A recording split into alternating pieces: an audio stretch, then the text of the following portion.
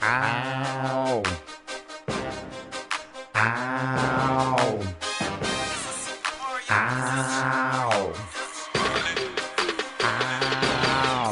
I praise him in the morning, I praise him at night, I praise him in the noon, I'ma praise him with my life. Lord, Lord, Lord, Lord. I praise him in the morning, I praise him at night, I praise him in the noon, I'ma praise him with my life.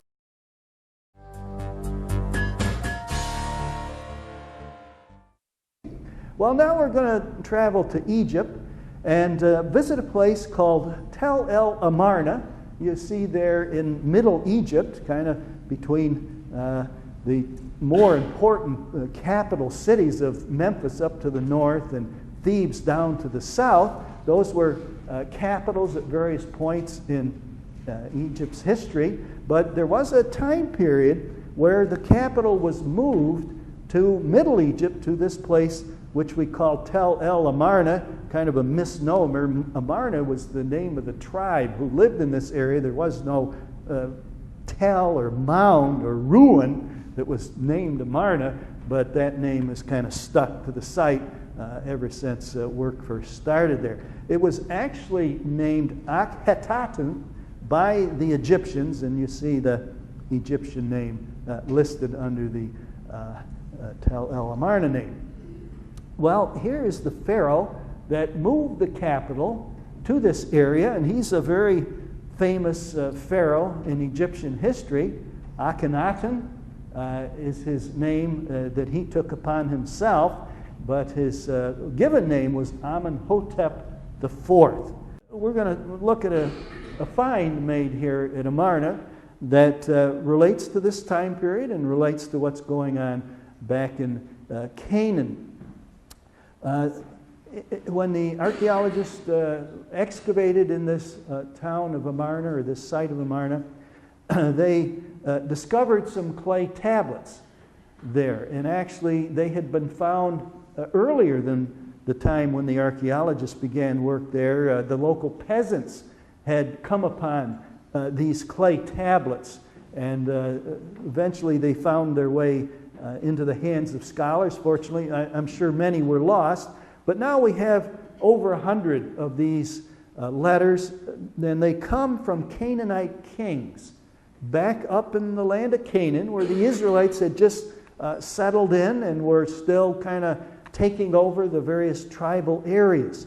And so these letters are fascinating because they give us a window on what was happening back in Canaan right around 1350 BC, just some 50 years after the Israelites had completed the conquest of the land under Joshua, but they were still struggling to get control and to drive out the Canaanites still there, and fighting with all kinds of forces in that area.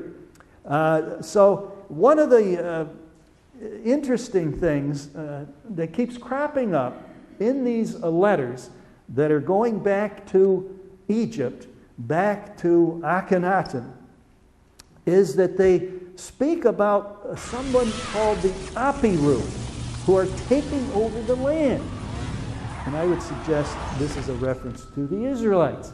One of the names of the Israelite people, of course, is Hebrews. And that word Hebrew is closely related to Apiru. Now, Apiru is really a kind of a general term. We find it not only here in the Amarna letters, but in other ancient documents.